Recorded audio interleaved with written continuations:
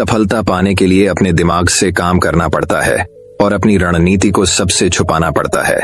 तभी हमारी वह रणनीति अवश्य ही सफल हो जाती है। मनुष्य शरीर ही ऐसा बना है कि वह जो सोच सकता है वह मेहनत करके हासिल भी कर सकता है। ऐसी कोई चीज नहीं जो एक मनुष्य अपने जीवन में अगर ठान ले तो हासिल नहीं कर सकता। बस इसकी खासियत समझने की देरी है। तो चलिए इसको कहानियों के माध्यम से समझे। तो बिना देर किए चलिए उन कहानियों की शुरुआत करते हैं। पहली कहानी, ये रहस्यमयी बातें अपने करीबियों को भी नहीं बतानी चाहिए। एक गांव में गोलू नाम का एक नौजवान लड़का रहता था। जैसा उसका नाम था वैसा ही उसका स्वभाव भी था, एकदम भोला। वो ज्यादा दिमाग नहीं लगाता था। जैसा उसके घर वाले और लोग उसे बोल देते वैसा ही वो कर देता, और जो उसे लगता बिना सोचे समझे लोगों के सामने वही बोल देता। गोलू के घर की आर्थिक स्थिति काफी अच्छी थी। उसके पिता के पास खेती करने के लिए पर्याप्त जमीन थी जिसमें अच्छी खासी फसल हो जाती थी। गोलू के माता पिता काफी दयालु स्वभाव के व्यक्ति थे, लेकिन लोग उनके इस दयालु स्वभाव का गलत फायदा उठाते थे। गांव के लोग अक्सर अपनी मजबूरी सुनाकर उनसे अनाज और पैसे उधार मांग लेते, लेकिन लौटाते समय देर करते और तरह तरह के बहाने बनाते। गोलू के माता पिता भी अपने शांत और दयालु स्वभाव की वजह से लोगों पर अपना उधार वापस लेने के लिए दबाव नहीं डालते थे। इस तरीके से दोस्तों, रिश्तेदारों और गांव वालों के बीच उनके बहुत से पैसे उधार के रूप में फंस चुके थे। इसके बावजूद अब भी अगर उनके पास कोई अपनी मजबूरी सुनाकर रोने लग जाता तो वो उसे भी धन या पैसे उधार देकर उसकी मदद कर देते। शायद अपने माता पिता की वजह से ही गोलू का स्वभाव भी इतना भोला था। इसी बीच गोलू के माता पिता बड़े धूमधाम से गोलू की शादी भी कर देते हैं, लेकिन गोलू की पत्नी स्वभाव से थोड़ी तेज और नाज नखरे वाली थी। इसीलिए वो अपनी मनमर्जी के खर्चे करती और अपनी बातों से घर वालों को दबा कर रखती। लेकिन गोलू अपनी पत्नी से बहुत प्रेम करता था। वो उसकी हर इच्छा पूरी करता और उसे अपनी सारी बातें साझा करता। इसी तरीके से कुछ साल बीत गए, लेकिन एक दिन अचानक गोलू के पिता की तबीयत खराब हो गई। उन्हें गांव के वैद्य के पास ले जाया गया, लेकिन गांव के वैद्य को उनकी बीमारी का पता नहीं चल पाया। तो फिर उन्हें नगर के बड़े बेटे के पास ले जाया गया, जहां जाकर उन्हें पता चला कि गोलू के पिता के शरीर में कर्क रोग की शुरुआत हो चुकी है। वैद्य ने गोलू की मां को बताया कि वैसे तो इस रोग का कोई इलाज नहीं है, लेकिन क्योंकि अभी रोग की शुरुआत ही है, इसीलिए अगर सही उपचार किया जाए तो संभावना है कि रोगी को बचाया जा सकता है। लेकिन इस उपचार में समय और धन दोनों की बड़ी मात्रा में जरूरत है। गोलू और गोलू के पिता को वैद्य के पास छोड़कर उसकी मां धन की व्यवस्था करने के लिए गांव वापस आ जाती है, और वह उन सभी लोगों के घर जाती है जिन्होंने पैसे उधार दे रखे थे। उनमें से कुछ लोग तो पैसा वापस कर देते हैं, लेकिन ज्यादातर लोग यहाँ वहां के बहाने बनाकर बात को टाल देते हैं। इसीलिए गोलू की मां गांव के सेठ से ब्याज में पैसे लेकर शहर वापस चली आती है और अपने पति का इलाज शुरू करवाती है। लेकिन इलाज बहुत ही महंगा था और लंबा चल रहा था। इसीलिए सरकार से और ज्यादा पैसे उधार लेने की बजाय गोलू और उसकी मां ने अपने कुछ खेत बेचने का निश्चय किया, और उन्होंने अपने कुछ खेत गांव के सेठ को बेच भी दिए। लेकिन इतना लंबा इलाज करवाने के बावजूद भी गोलू के पिता की तबीयत ठीक होने का नाम नहीं ले रही थी। उनके इलाज के खर्चों की वजह से लगातार गोलू की मां के गहने और उनके खेत बिकते चले गए। अब तो उनके पास नाम मात्र के ही खेत शेष रह गए थे। लेकिन दूसरी तरफ गोलू के पिता की तबीयत दिनों दिन और भी खराब होती जा रही थी। एक दिन जब गोलू बाजार से कुछ सामान लेकर के घर पहुंचा तो उसने देखा कि उसकी मां उसके पिता का सिर अपनी गोद में रखकर जोर जोर से रो रही है। गोलू के पिता इस दुनिया को छोड़कर जा चुके थे। उसके पिता की मौत के बाद उसकी मां भी बहुत उदास और दुखी रहने लगी थी। साथ ही उनके परिवार में गरीबी का पहाड़ टूट पड़ा था, क्योंकि जो थोड़े बहुत खेत बचे भी थे उन्हें गोलू सही तरीके से संभाल नहीं पा रहा था। अब तक घर और खेत की सारी जिम्मेदारी उसके पिता ही संभाला करते थे, इसीलिए किसी भी काम को ठीक से नहीं कर पा रहा था। गोलू की पत्नी, जिसे मन मर्जी खर्चा करने की आदत थी, अब उसके फिजूल खर्चे भी बंद हो चुके थे। इसीलिए अब वो अपनी सास और गोलू से कुछ नहीं कहती थी। घर में रोज छोटी छोटी बातों पर झगड़ा कर लेती, लेकिन गोलू और उसकी मां चुपचाप उसकी बातें सुन लेते। गोलू अपने साधारण स्वभाव की वजह से अपनी सारी कमजोरियों, पिछली गलतियों और सारी बेवकूफियों के बारे में अपनी पत्नी को बता देता। बाद में पत्नी उसकी इन्हीं बेवकूफियों के बारे में बोल बोलकर उसे ताने मारती, और कई बार तो अपने मायके वालों के सामने उसे जलील भी करती। गोलू को लगता था कि अगर वो अपने दोस्तों और रिश्तेदारों से अपनी मजबूरी और दुख के बारे में बात करेगा तो लोगों से उसे सहानुभूति और मदद मिलेगी। लेकिन लोग उसकी मजबूरी सुनकर उसके सामने तो उसे विचारक कहते, लेकिन बाद में उसका मजाक उड़ाते कि कैसा बेवकूफ इंसान है, इसका बाप ही बेवकूफ था और यह भी बेवकूफ है, हम इसकी मदद कैसे कर दें, ये लल्लू इंसान हमारे पैसे वापस कैसे करेगा। इसी तरह से लोग उसकी पीठ पीछे उसके बारे में तरह तरह की बातें करते और उसका मजाक बनाते हैं। लोग गोलू और उसकी माँ के सामने अच्छी अच्छी सलाह तो देते, लेकिन कोई भी असलियत में उसकी मदद करने के लिए सामने नहीं आता था। ऐसे ही एक दिन अचानक रात में गोलू की माँ के सीने में दर्द उठा और वो भी भगवान को प्यारी हो गई। इस घटना के बाद से गोलू बहुत ही उदास और परेशान रहने लगा। काम तो वह पहले से ही ठीक से नहीं कर पाता था, लेकिन अपनी माँ के जाने के बाद अब वो घर में ही उदास और दुखी होकर बैठा रहता था। इस बात पर उसकी पत्नी उसे दिन भर ताने मारती और पड़ोसियों से उसकी बुराई करती। वह कहती जैसे इसके माँ बाप ने काम में डरपोक थे, वैसा ही ये भी है। जब गोलू को पड़ोसियों के मुंह से अपनी पत्नी के द्वारा की गई उसकी बुराई के बारे में पता चलता तो उसे बहुत गुस्सा आता और गुस्से में वे भी अपनी पत्नी की पड़ोसियों से बुराई कर देता। उनकी इस आदत की वजह से पड़ोसी अपने सामने गोलू और उसकी पत्नी का मजाक बनाते हैं और उन दोनों की एक दूसरे से चुगली भी करते, जिसकी वजह से गोलू और उसकी पत्नी के बीच झगड़े होने शुरू हो गए। एक दिन झगड़े के दौरान उसकी पत्नी घर छोड़कर अपने मायके चली गई और यह धमकी दे गई कि अब वे कभी वापस नहीं आएगी। पत्नी के जाने के बाद गोलू और भी अकेला पड़ गया और वो पूरे दिन दुखी होकर अपने भाग्य को कोसता रहता। कई बार तो उसे विचार आता कि अब आत्महत्या ही कर लेता हूं, लेकिन फिर वह कुछ सोचकर रुक जाता। कुछ समय पहले तक जो लोग गोलू को अपना दोस्त, रिश्तेदार और पड़ोसी बताकर मीठी मीठी बातें करते और उसके पिता से सहायता मांगते थे, आज वही लोग गोलू का मजाक उड़ाते और उसे पागल कहते। अंदर से दुखी और पूरी तरह से टूट चुका गोलू बस किसी तरह से अपना जीवन काट रहा था। लेकिन एक दिन गोलू के गांव में एक बहुत ही प्रसिद्ध महात्मा आते हैं। जब गोलू को उन महात्मा के बारे में पता चलता है तो वह सीधे उनके पास जाता है और उनके चरणों में गिरकर रोने लगता है। महात्मा गोलू को उठाते हैं और उससे उसके इस असीम दुख का कारण पूछते हैं। तो गोलू अपने परिवार की सारी कहानी महात्मा जी को कहाँ सुनाता है।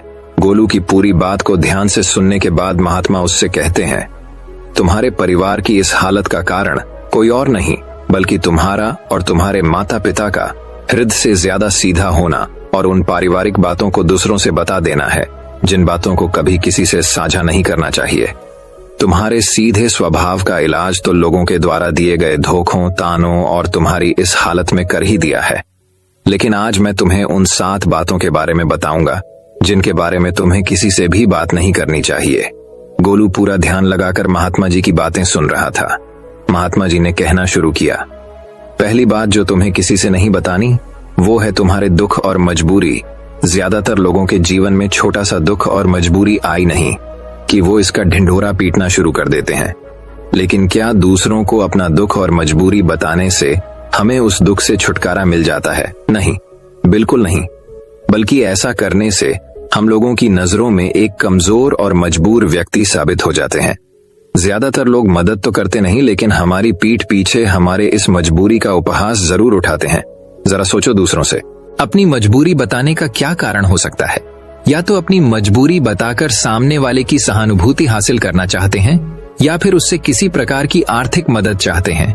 लेकिन अगर किसी ने तुम्हारी मदद कर भी दी तो फिर वो बदले में तुमसे इससे भी अच्छी मदद की उम्मीद रखेगा, और अगर तुम उसकी मदद नहीं कर पाए तो फिर वो मन ही मन तुम्हें अपना दुश्मन मानने लगेगा।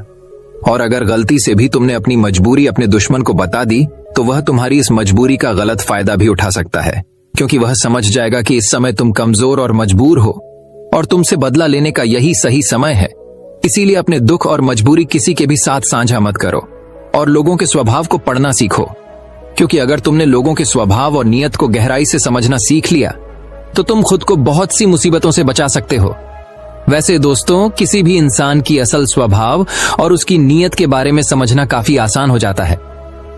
महात्मा ने कहा, दूसरी बात जो तुम्हें लोगों से साझा नहीं करनी वो है अपनी अतीत की गलतियां और भविष्य की योजनाएं। अतीत में जो भी गलतियां हमसे हो चुकी है फिर चाहे वो हमारी बेवकूफी की वजह से हुई हो या फिर हमने जानबूझकर की हो, उन्हें किसी दूसरे व्यक्ति को नहीं बताना चाहिए, क्योंकि बताने से अतीत की गलतियां तो ठीक नहीं की जा सकती, लेकिन ऐसा करके हम लोगों की नजरों में उपहास का पात्र जरूर बन जाते हैं। हमारी अतीत की गलतियां पता चलने के बाद लोग हमें शक की नजर से देखना शुरू कर देते हैं और लोगों को हम पर भरोसा भी कम हो जाता है, और कई मौकों पर तो लोग हम पर भरोसा करना ही छोड़ देते हैं। भले ही अब हम वो इंसान ना रहे हो जो उस समय थे जब हमने वो गलती की थी, लेकिन लोग फिर भी हमें हमारी उस अतीत की गलती के साथ ही जोड़कर देखेंगे, और यह एक चीज समाज में हमारी छवि को खराब करती है और एक भरोसेमंद व्यक्ति का दर्जा हमसे छीन लेती है। दूसरी तरफ हमें अपने भविष्य की योजनाएं भी लोगों को नहीं बतानी चाहिए, क्योंकि ऐसा करने के दो बड़े नुकसान हैं।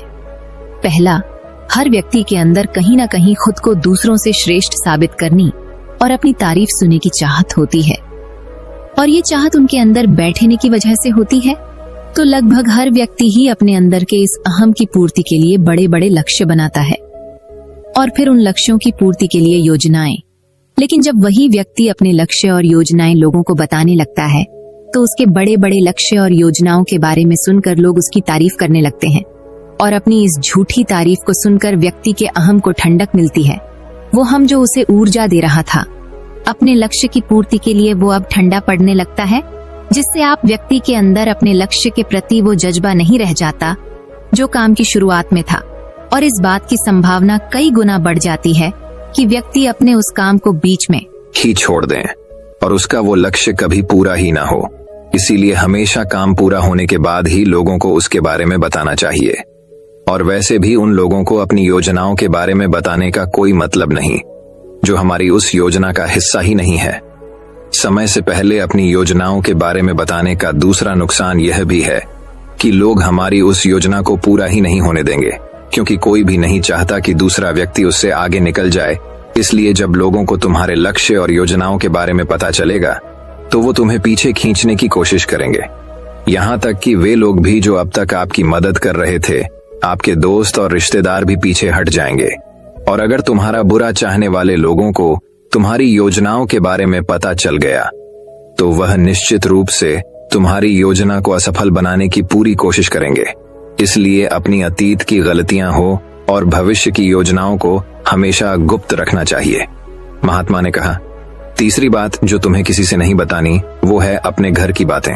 हमारे घर में हमारे माता पिता, बच्चों, सास बहू या पति पत्नी के बीच क्या बातें हो रही हैं, वो हमें किसी से नहीं बतानी चाहिए, क्योंकि अक्सर घर में छोटी मोटी बहस, ये लड़ाई के बाद हम गुस्से में दूसरों से अपने परिवार की बुराई करना तो शुरू कर देते हैं, लेकिन उस समय यह भूल जाते हैं कि जो व्यक्ति हमारी बातें सुन रहा है, वो भविष्य में हमारी इन्हीं बातों के लिए हमें नीचा दिखा सकता है या लोगों के सामने हमें अपमानित कर सकता है।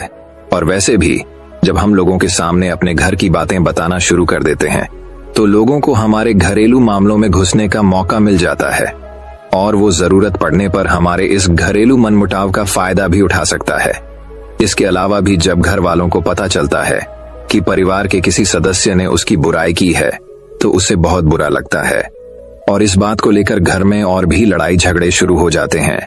सास बहू और पति पत्नी के बीच अधिकतर झगड़े तो सिर्फ इसलिए होते हैं क्योंकि वो दोस्तों, रिश्तेदारों और पड़ोसियों से एक दूसरे की बुराई करते हैं। इसीलिए अगर हम अपने परिवार के सदस्यों की तारीफ नहीं कर सकते, तो किसी और से हमें उनकी बुराई भी नहीं करनी चाहिए। महात्मा ने आगे कहा, चौथी बात जो तुम्हें किसी से नहीं बतानी, वो है अपनी कमजोरियां और अपनी ताकत। पहली बात तो ज्यादातर लोगों को अपनी कमजोरी और ताकत के बारे में पता ही नहीं होता, और अगर तुम्हें अपनी कमजोरी और ताकत के बारे में पता है, तो तुम सच में एक बहुत ही बुद्धिमान व्यक्ति हो। लेकिन दूसरों के सामने अपनी कमजोरी और ताकत के बारे में ना बताने के दो बड़े कारण हैं। पहला कि अगर तुम्हारे दुश्मनों को तुम्हारी सबसे बड़ी ताकत के बारे में पता चल गया, तो अब वो तुम्हारी सबसे बड़ी ताकत नहीं रह जाएगी, क्योंकि तुम्हारे दुश्मन तुम्हारी उस ताकत का कोई ना कोई तोड़ निकाल ही लेंगे। और अगर तुम्हारी सबसे बड़ी कमजोरी भी लोगों के सामने उजागर हो गई, जो लोग अपनी बात मनवाने के लिए तुम्हारी उस कमजोरी पर ही प्रहार करेंगे और तुम्हें मजबूर होकर हमेशा ही दबना पड़ेगा, वो सामने वाले की बात माननी पड़ेगी। इसीलिए अपनी कमजोरी किसी को भी नहीं बतानी चाहिए, यहाँ तक कि पति को अपनी पत्नी से और पत्नी को अपने पति से भी नहीं, क्योंकि जरूरत पड़ने पर अपनी बात मनवाने के लिए यह एक दूसरे की कमजोरियों का फायदा भी उठा सकते हैं। और अगर पति की कमजोरी पत्नी को पता है तो पति को हमेशा ही दबकर रहना पड़ेगा, और इसका उल्टा भी उतना ही सही है। महात्मा ने आगे कहा, 5वीं बात जो तुम्हें दूसरों से नहीं बतानी वो है अपनी आमदनी और अपने धन के बारे में। अब किसी से अपनी आमदनी के बारे में ना बताने का क्या कारण हो सकता है? तो इसके 2 बड़े कारण हैं। पहला कि अगर हमारी आमदनी कम है और लोगों को इसके बारे में पता चल गया तो वो जरूरत पड़ने पर कभी भी हमारी आर्थिक मदद नहीं करेंगे और हमसे दूर भागेंगे, क्योंकि समाज में एक गरीब व्यक्ति की आर्थिक मदद करने से हर व्यक्ति डरता है। उन्हें इस बात का डर होता है कि इसकी आमदनी तो इतनी कम है, ये पैसे वापस कैसे करेगा। और साथ ही हमारी आमदनी के बारे में जानकर लोग हमारी हैसियत का अनुमान भी लगा लेते हैं और फिर हमें उसी के अनुसार इज्जत भी देते हैं। और अगर आमदनी बहुत कम है तो हमारा उपहास भी उड़ाते हैं। लेकिन दूसरी तरफ अगर आपकी आमदनी ज्यादा है और लोगों को इसके बारे में पता है तो वह छोटी सी भी जरूरत पड़ने पर आपके पास ही आर्थिक मदद मांगने आएंगे। और अगर किसी कारण बस आपने उनकी मदद नहीं की तो वो सोचेंगे कि ये व्यक्ति हमारी मदद कर सकता था, लेकिन उसने जानबूझकर मदद नहीं की। तो इस तरीके से आपकी ज्यादा आमदनी आपके दोस्तों और रिश्तेदारों के साथ आपके आपसी मनमुटाव और झगड़े का कारण बनेगी। इसीलिए अगर आमदनी कम है तो लोग मजाक उड़ाएंगे, और अगर ज्यादा है तो हर व्यक्ति तुमसे मदद मांगता रहेगा।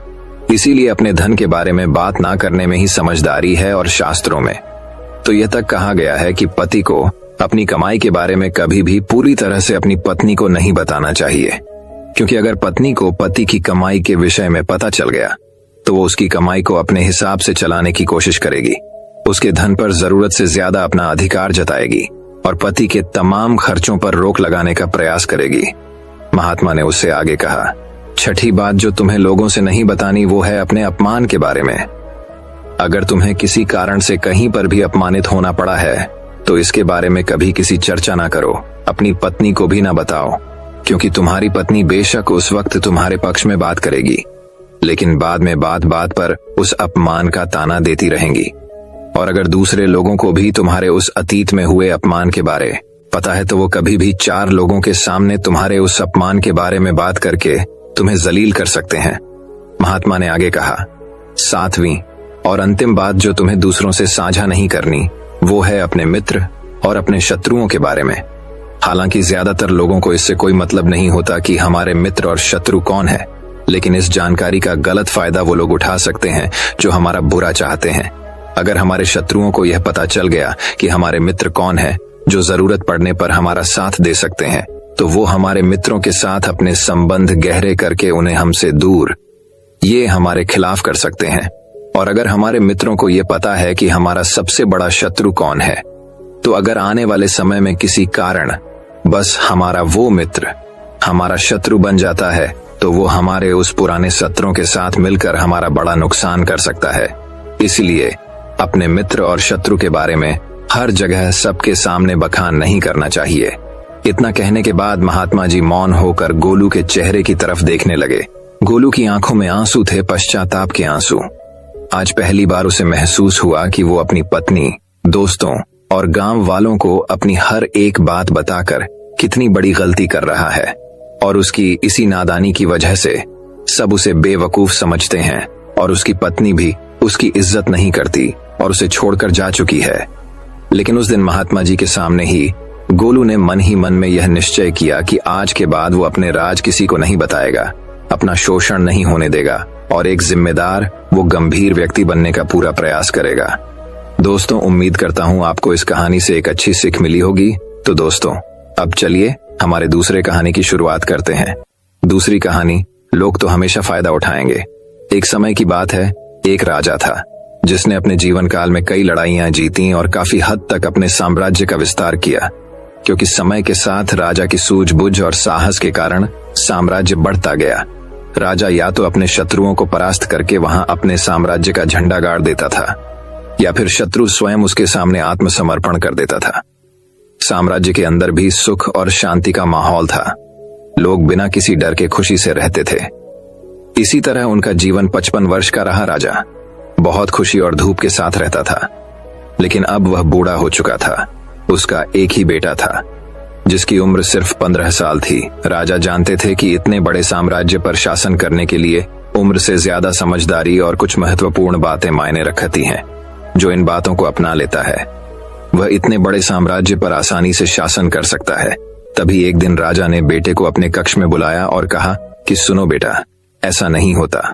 इससे कोई फर्क नहीं पड़ता कि आप 15 साल के हैं या 55 साल के। दुनिया आपकी हैसियत के मुताबिक आपकी इज्जत करेगी। हर कोई चाहता है कि लोग उसकी इज्जत करें, उसे मजबूत समझें, लेकिन यह इतना आसान नहीं है। अगर आप चाहते हैं कि लोग आपका सम्मान करें तो सबसे पहले यह याद रखें, कभी किसी से आपका सम्मान करने के लिए न कहें, किसी से सम्मान की भीख न मांगे। यह कमजोरी की निशानी है, क्योंकि सम्मान लोगों के लिए एक शक्ति है, इतना अनमोल और शक्तिशाली ताकि उन्हें आपका सम्मान करना पड़े। क्या आप जानते हैं लोग समुद्र का सम्मान क्यों करते हैं? क्योंकि वह किसी को भी उसका सम्मान करने के लिए नहीं कहता है। समुद्र की शक्ति से प्रभावित लोग उसका सम्मान करते हैं क्योंकि वह शक्तिशाली है।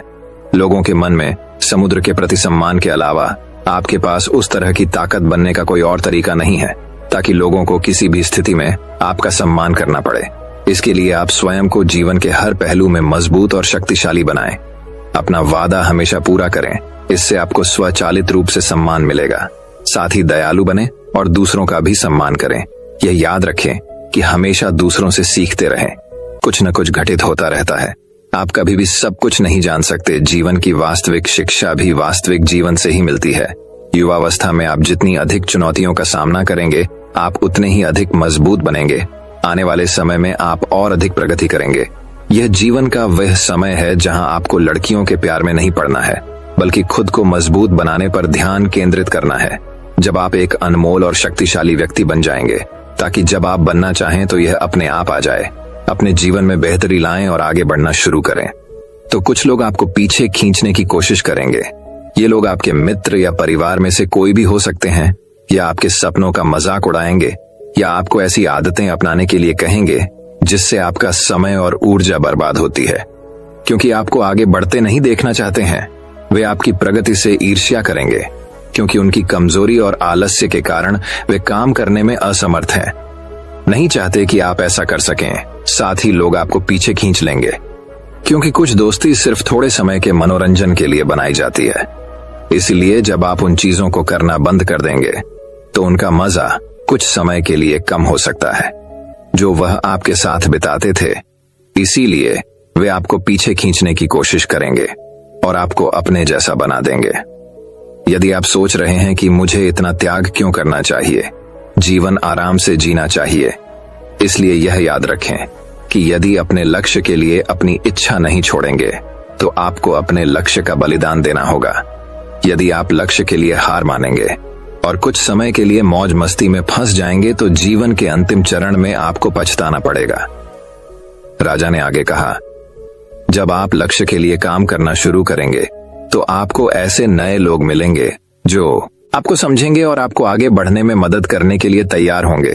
इसलिए उन लोगों को प्राथमिकता देना शुरू करें जो आपके मूल्यों और लक्ष्यों के साथ जुड़े हों। बस उन लोगों से दूर हो जाएं जो आपको रोक रहे हैं और उनके साथ रहकर आपका भविष्य बुरा हो। बुरे लोग आपके परिवार के सदस्य और दोस्त भी हो सकते हैं, इसलिए उनसे दूर से ही प्यार करें और अपना ध्यान रखें। लक्ष्य पहले, इसके लिए आपको सफल आदतें अपनानी होंगी। कई बार आपको दूसरी जगह जाकर रहना पड़ता है। आपको भी अकेलापन महसूस हो सकता है, लेकिन यह बुरा नहीं है। कुछ समय अकेले रहना अच्छा है, क्योंकि इससे यह समझने में मदद मिलती है कि आप वास्तव में कौन हैं और आप जीवन में क्या हासिल करना चाहते हैं। एकांत में आप तब भी अपना काम पूरे ध्यान से कर सकते हैं जब कोई नहीं देख रहा हो। लोगों को सब कुछ दिखाने की जरूरत नहीं है कि आपको क्या मिला और आप आगे क्या करने वाले हैं। बस अपना काम करो, चाहे लोग आपको नोटिस करें या नहीं। और साथ ही मनी मैनेजमेंट के बारे में भी जानें। खुद को शारीरिक और मानसिक रूप से मजबूत रखें। इसके बावजूद आपको जीवन में कई चुनौतियों का सामना करना पड़ेगा और हो सकता है कि कभी कभी आप गिर भी जाएं, लेकिन उसी स्थिति में अपनी हार को खुले दिल से स्वीकार करें। हार सफल व्यक्ति अपनी हार और गलती स्वीकार करता है, उससे सीखता है और उसे बेहतर बनाने के लिए लगातार काम करता है। उन चीजों के बारे में कभी शिकायत न करें जो घटित हो चुकी हैं और जिन्हें आप नियंत्रित नहीं कर सकते। आपको बस उन चीजों पर ध्यान देना है जिन्हें आप नियंत्रित कर सकते हैं। किसी भी चीज को अपनी मानसिक शांति भंग करने की अनुमति न दें। इसके लिए नियमित रूप से ध्यान और प्रार्थना करें। याद रखें कि एक व्यक्ति केवल उतना ही महान हो सकता है जितना वह कल्पना कर सकता है। इसलिए एक बड़ा लक्ष्य बनाएं। जो कुछ भी आपको मिला है उसके लिए भगवान का शुक्रिया अदा करें। उनसे साहसी बनने और जीवन के हर पहलू में जीत हासिल करने की प्रार्थना करें। लोगों को यह समझने के लिए यह याद रखें कि जीवन पूरी तरह से परीक्षा पर निर्भर करता है। एक ही स्थिति में एक व्यक्ति का अपने प्रति दृष्टिकोण दूसरे से बिल्कुल भिन्न हो सकता है। यह प्रत्येक व्यक्ति के विचारों, भावनाओं और व्यवहार पर निर्भर करता है। वह उस चीज को कैसे देखता है। कभी निराश मत होना, अच्छी चीजों पर ध्यान दें। नकारात्मक रवैया आपके जीवन को निराशाजनक बना देगा। भले ही आपके पास बहुत सारा धन और शक्ति हो, जैसे जैसे आप अपने जीवन में आगे बढ़ेंगे तो आप देखेंगे कि आपके दोस्तों का समूह छोटा होता जा रहा है। लेकिन अगर आप बारीकी से देखेंगे तो आपको यह देखकर खुशी होगी कि उनमें से प्रत्येक में कुछ विशेष विशेषताएं होंगी जिनसे आप सीखेंगे और आपको आगे बढ़ने की प्रेरणा मिलेगी। अपने जीवन में जिम्मेदार बने। किसी ऐसे व्यक्ति को अपने साथ ले जाएं जिसे आप अपनी संपत्ति और शक्ति के बारे में सच बता सकें, और वह भी बिना डरे आपकी गलतियों और कमजोरियों के बारे में आपको सच बता सके, क्योंकि एक कड़वा सच हजारों मीठे झूठों से अधिक शक्तिशाली होता है। आपको यह पता चल जाएगा कि वास्तव में आप अपनी शक्ति और संपत्ति में कहां हैं, आपको और कितनी प्रगति करने की आवश्यकता है। मेरे बेटे, इन बातों को अपने जीवन में अपनाकर तुम समय के साथ एक बेहतर इंसान बन जाओगे। जीवन में एक ऐसे मुकाम पर पहुंचोगे जहां लोग आपको बहुत मूल्यवान समझेंगे। लड़कियां आपके साथ रहना चाहती हैं, शक्तिशाली लोग आपसे दोस्ती करना चाहते हैं। इस स्तर पर जीवन आपके लिए एक खेल बन जाएगा। आप जो चाहें चुन सकते हैं और पसंद का काम करने के लिए विकल्प होंगे। जिस लड़की से आप प्यार करते हैं उससे शादी करें। आपके लिए यह आसान होगा। इस मंजिल पर मौज मस्ती करें और जीवन का आनंद लेना। ठीक है, लेकिन आप जो भी करें अपने मूल्यों और सिद्धांतों को कभी न भूलें जो आपको यहां तक लाए हैं। कई सफल होने के बाद फिर से उसी पुरानी स्थिति में पहुंच जाते हैं, क्योंकि वह सफलता की चकाचौंध में खो जाते हैं। अपने मूल्यों और सिद्धांतों को भूल जाओ। जो मिला उन्हें यहां, और यही एक चीज उन्हें सफलता के शिखर से नीचे गिरा देती है। और जैसा कि मैंने आपको शुरुआत में कहा था कि दयालु बने और कभी भी सीखना बंद न करें, क्योंकि आप एक बार जीत गए हैं तो इसका मतलब ये नहीं है कि आप हमेशा जीतेंगे। यह हमेशा जरूरी है जीतने की ताकत। इसलिए कभी भी अपने आप को निराश न करें। जीवन के हर पहलू में हमेशा अपनी ताकत बढ़ाते रहें। तो दोस्तों, अब चलिए हमारे तीसरी कहानी की शुरुआत करते हैं। तीसरी कहानी, एक बार एक आदमी था जो सफलता का रहस्य जानना चाहता था। उसे जो भी पुस्तकालय मिला उसने उसे छान मारा। उन्होंने अनगिनत करोड़पतियों से बात की जो उन्हें अपना समय देते थे। यहाँ तक कि उन्होंने कई साल स्कूल में बिताए और पीएचडी की उपाधि हासिल की।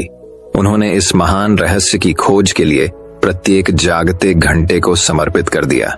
लेकिन जितना अधिक उसने देखा उतना ही अधिक निराश हो गया। उन्होंने निर्णय लिया कि अब कुछ नया आजमाने का समय आ गया है। मैं एक भिक्षु से बात करने जा रहा हूं, उन्होंने घोषणा की। एक व्यक्ति जो अपने आप में पूरी तरह से शांत है, उसे उत्तर अवश्य पता होना चाहिए। अब किंवदंती यह है कि एक भिक्षु था जो निर्वाण प्राप्त कर चुका था और एक विदेशी भूमि के ऊंचे पहाड़ों में रहता था। वह दुनिया और उसमें व्याप्त परेशानियों से छिपाकर अपने तक ही सीमित रहा।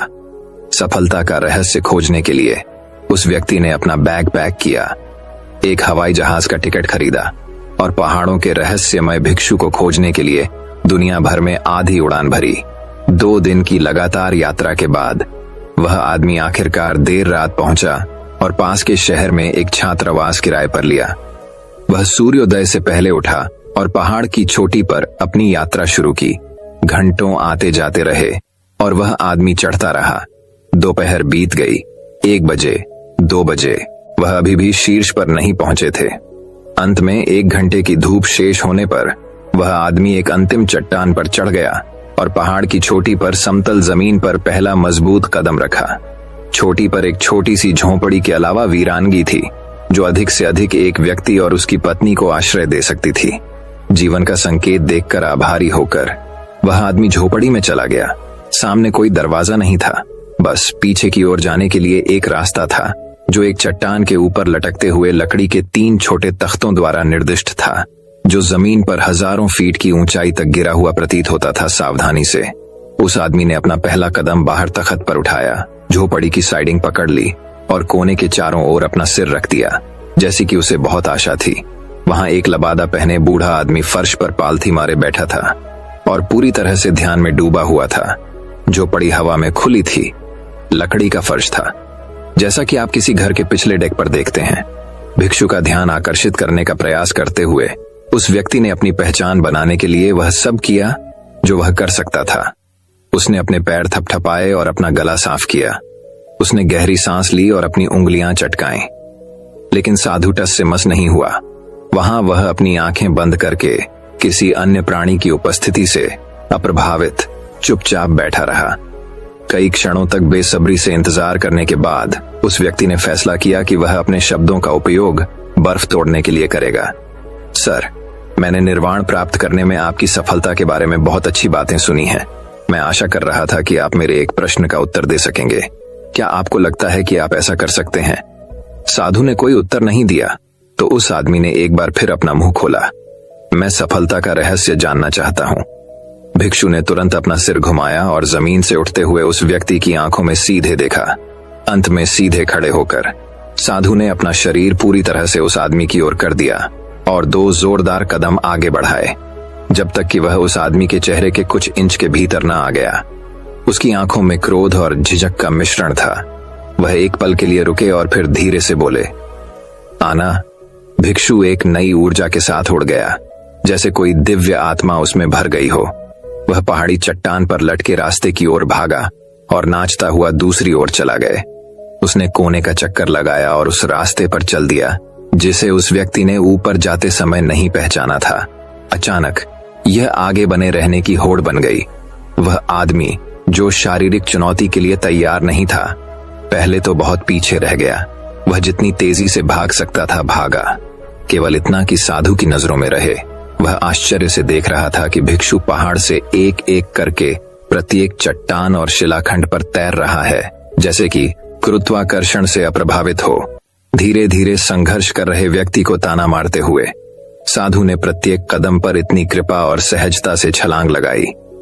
कुछ मिनटों के बाद साधु उस आदमी की नजरों से ओझल हो गया। केवल विश्वास ने ही अब उसका मार्गदर्शन किया, क्योंकि वह पहाड़ से नीचे उतरता रहा और उम्मीद कर रहा था कि भिक्षु अंततः नीचे उसकी प्रतीक्षा कर रहा होगा। ऐसा लग रहा था जैसे कई घंटे बीत गए हों और अंततः उस आदमी ने पहाड़ की तलहटी में भिक्षु के साफ गंजे सिर से चमकते सूरज को डूबते हुए देखा हो। अपनी आखिरी सांस के साथ उसने राहत की सांस ली। उन्होंने चुनौती पार कर ली थी।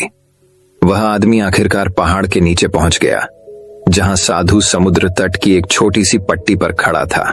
हांफते हुए, आंखों में पसीना टपकाते हुए वह आदमी साधु के बोलने का इंतजार करने लगा। साधु शांत खड़ा होकर सूर्यास्त की ओर देख रहा था। कुछ मिनट बाद साधु अंततः बोला, तुम क्या चाहते हो? वह आदमी थोड़ा निराश हो गया कि उसका समय बर्बाद हो रहा है। उसने अधीरता से सवाल का जवाब दिया, मैंने तुमसे कहा था, मैं सफलता का रहस्य जानना चाहता हूं। पहली बार भिक्षु मुस्कुराया और कहा, मेरे पीछे आओ। जब वह पानी में चला गया और गहराई में खड़ा हो गया, उस व्यक्ति ने झिझकते हुए और भ्रमित होकर वैसा ही किया जैसा भिक्षु ने कहा था और ज्वार की ओर चल दिया। जैसे ही उसने पानी में अपना पहला कदम रखा, उसकी रीढ़ की हड्डी में ठंडक दौड़ गई। यह उसकी पसंद के हिसाब से कुछ ज्यादा ही ठंडा था। वह एक क्षण के लिए रुका, एक गहरी सांस ली और पानी में उतरता चला गया। कुछ और सतर्क कदमों के बाद वह व्यक्ति काफी गहराई में था और भिक्षु के बगल में लगभग 2 फीट की दूरी पर खड़ा था। भिक्षु के दोबारा बोलने से पहले वे 1 मिनट तक मौन खड़े रहे। आप क्या चाहते हैं? सर, मैं आपको पहले ही 2 बार बता चुका हूं, उस व्यक्ति ने स्पष्ट रूप से चिढ़ते हुए कहा। समुद्र में खड़ा होकर क्या करेगा? कृपया मुझे सफलता का रहस्य बताएं। साधु ने उस आदमी की हताशा को समझते हुए एक बार फिर शांति से कहा, मेरे पीछे आओ। इस बार वह गर्दन तक गहराई तक खड़े होकर पानी में कुछ फीट और चला गया। इस बात पर वह आदमी क्रोधित हो गया। उन्होंने आधी दुनिया की उड़ान भरने में अपना समय और पैसा बर्बाद करने के अपने फैसले पर सवाल उठाया था। वह मुड़कर घर जाने ही वाला था कि भिक्षु पानी में क्षितिज की ओर मुंह करके चुपचाप खड़ा हो गया। अपनी इच्छा के विरुद्ध उसने कुछ और कदम उठाए और समुद्र तल पर अपने पंजों के बल चलते हुए और अपनी डांडी को ऊपर उठाकर भिक्षु के पास पहुंचा, ताकि उसका मुंह पानी के ऊपर रहे। कहीं से भी उस आदमी को महसूस हुआ कि दोनों कंधों पर एक मजबूत पकड़ उसे नीचे खींच रही है। इससे पहले कि वह प्रतिक्रिया कर पाता, वह पानी के अंदर था। कुछ सेकंड के बाद यह स्पष्ट हो गया कि यह पकड़ नहीं होने वाली थी। अब यह उसके जीवन की लड़ाई थी। भिक्षु इतना छोटा, नाजुक दिखने वाला था, फिर भी उसकी शक्ति असाधारण थी। वह आदमी बहुत लड़ता रहा, लेकिन साधु की पकड़ से बाहर नहीं निकल सका। पहाड़ से नीचे लंबी दौड़ के कारण अभी भी उसकी सांस फूल रही थी। उसे महसूस हो रहा था कि उसकी सहन शक्ति तेजी से खत्म हो रही है। वह जानता था कि कुछ ही सेकंड की बात है जब वह बेहोश हो जाएगा और डूब जाएगा। वह आदमी हार मानने वाला था। वह काफी देर तक बेबसी से छटपटाता रहा था और जानता था कि अब उसके जाने का समय आ गया है। वह कुछ सेकंड के लिए निश्चल बैठा रहा। फिर एक ऐसी इच्छा शक्ति जो लगभग अलौकिक महसूस हुई, उसकी आत्मा में भर गई। एक आखिरी प्रयास से आदमी ने समुद्र तल पर अपनी ताकत इकट्ठी कर ली। उसने अपने पैर मोड़कर पानी की सतह की ओर छलांग लगा दी। उसने अपनी भुजाएं घुमाई और अपनी पूरी ताकत से चिल्लाया और साधु की राक्षसी पकड़ से छूट गया। उसने हवा में अपनी पहली सांस ली और महसूस किया कि उसके फेफड़े एक बार फिर ताजी ऑक्सीजन से भर गए हैं। कुछ ऐसा जो उसने सोचा था कि उसे फिर कभी महसूस नहीं होगा। वह कुछ मिनटों के लिए अचंभे में पड़ गया, उसके चेहरे पर डूबते सूरज की चमक के साथ। जैसे ही उसने अपनी सांसें संभाली, उसकी आंखें बंद हो गईं। जब तक उसे होश आया, साधु उसके पास से जा चुका था। उस आदमी ने समुद्र तट की ओर देखा और देखा कि साधु रेत पर खड़ा है और उसे धैर्यपूर्वक देख रहा है। घबराहट अचानक गुस्से में बदल गई। वह आदमी तेजी से तैरकर किनारे पर आ गया। उसने रेत पर अपना पैर जमाया और साधु की ओर दौड़ा। अरे, वह आदमी चिल्लाया, तुम्हारी समस्या क्या है? जैसे ही उसने भिक्षु को रेत पर धकेल दिया और उसके ऊपर कूद गया, उसने साधु का गला जोर से पकड़ लिया और उसके पापा भींच लिए। अब दम घुटने की बारी साधु की थी। क्रोध से क्रोधित होकर उस व्यक्ति ने साधु को नीचे गिरा दिया और असहाय कर दिया। लेकिन वह कितना भी चाहे, साधु के गले पर अपनी पकड़ नहीं बना सका। साधु ने उन्हें शांत रखा और विरोध करने की कोशिश नहीं की। धक्का लगने से उनका चश्मा उड़ गया था। उस आदमी ने उसकी आंखों में देखा और एक अलग व्यक्ति को देखा। वह किसी से संबंधित है, एक इंसान होना। जल्द ही उस व्यक्ति ने साधु को आजाद करने का फैसला कर लिया। उसने भिक्षु के गले से अपना हाथ खींच लिया और रेत पर लुढ़क गया। वह भिक्षु के पास चुपचाप बैठ गया, जिसने खुद को इकट्ठा किया था, और पाया कि उसका चश्मा हाथ की पहुंच के भीतर रेत में आधा दबा हुआ था। उन दोनों ने देखा कि सूर्य का अंतिम सिरा क्षितिज के नीचे गायब हो गया। आदमी के अंदर असंख्य भावनाएं उमड़ पड़ी, भ्रम, क्रोध, निराशा। फिर भी लंबे समय में पहली बार उसे शांति और सुकून महसूस हुआ। साधु ने फिर पूछा, तुम क्या चाहते हो? इस बार उस आदमी का जवाब अलग था। वह अब नहीं जानता था कि उसने दुनिया भर में यात्रा करने का फैसला क्यों किया। हे ने खुद से सवाल करना शुरू कर दिया। मुझे अब भी यकीन नहीं हो रहा है। साधु ने ऊपर पहुंचते ही हंसते हुए उस आदमी के कंधे पर अपना हाथ रखा और आखिरी बार बोला, एक क्षण ऐसा आएगा जब आप सफलता को उतनी ही बुरी तरह से चाहेंगे जितना आप सांस लेना चाहते हैं। तभी और केवल तभी आपको सफलता मिलेगी।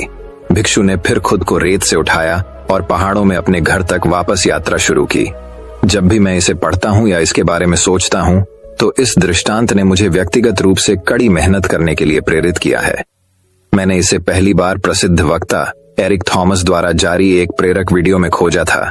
इसने कार्यनीति के बारे में मेरे सोचने के तरीके को हमेशा के लिए बदल दिया।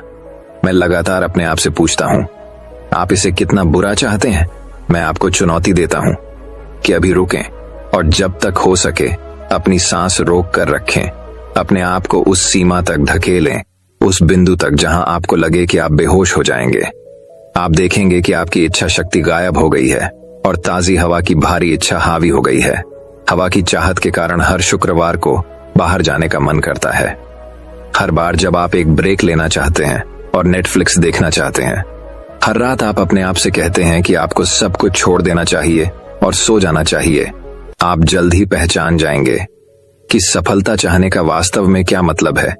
जब आप सुरक्षित रूप से कह सकते हैं कि आप उतनी बुरी सफलता चाहते हैं जितनी आप सांस लेना चाहते हैं, तो मैं गारंटी देता हूं कि सफलता मिलेगी। कुछ ही समय की बात है। शांत रहें और आगे बढ़ते रहें। दोस्तों, मैं उम्मीद करता हूं कि यह कहानी सुनने से आपके जीवन में अच्छे बदलाव आए होंगे। आपको इस वीडियो से क्या सीखने मिला, ये कमेंट करके जरूर बताएं।